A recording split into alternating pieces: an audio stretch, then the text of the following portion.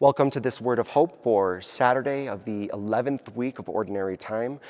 Once again, I'm Father Luke Barter, and welcome back to St. Dominic Parish here in Denver, Colorado. And today we have that very famous line that can sometimes confuse us. You can't serve two masters. You can't serve both God and mammon. And we ask ourselves, what is mammon? Then after this, Jesus is giving a lot of this imagery with birds and clothing and food, and he's really evoking a lot of stuff of nature. And I've been thrown back for the first time reading this passage to images of the Garden of Eden. And here Jesus is evoking worry that we might carry, worry about, am I going to have enough to eat? Am I clothed well? Am I going to be safe? Am I going to be taken care of?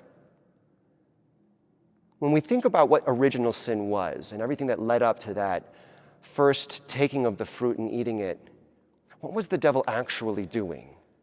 What was the cunningness of the devil, the serpent?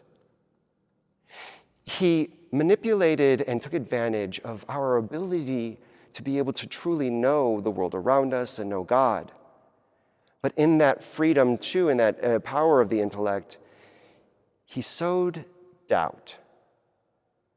And he set a little seed and says, you look around and all this sort of stuff, as good as it is and, as flourishing as it is and as, happy and content as all things seem to be, guess what?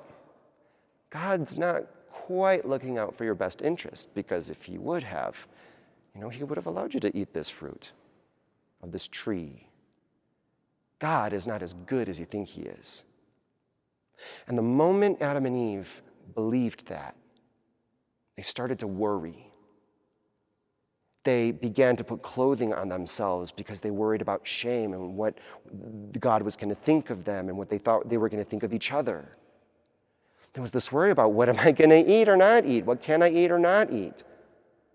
And this continues today, where we worry about our very health, maybe, or our stability in life. And sometimes we can get so anxious about things that we begin to take control, and we doubt that God will be there when we really need it. We doubt that maybe God is actually truly good, and that we have to then protect ourselves and care for ourselves because no one else would. And Jesus is saying, that is the great lie that the devil has sown in us. And it's the reason why I've come, is to shatter that lie and free us from that lie that keeps us sort of closed in.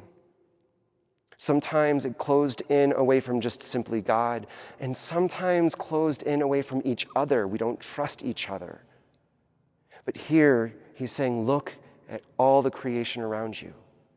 That ability to be provided for, and that they themselves provide life for their neighbors and friends, this great ecosystem that is inherent in life, and you are a part of that.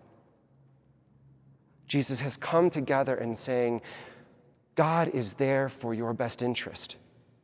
God is actually as good as he has always promised to be, and as creation shows us all the time. Believe that. And don't let the devil infect your mind or your heart. You are watched over.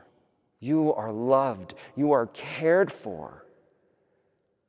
And while we continue to live this life that is sown with this doubt that will affect things to be not perfect, Christ has come to make sure that that imperfection is not eternal, and that we will ultimately be saved and redeemed and find true utter contentment and happiness, and that we can have that here in this earth, but are certainly promised it in heaven. Let us trust in God's goodness once more and thank him for his love. Have a good day.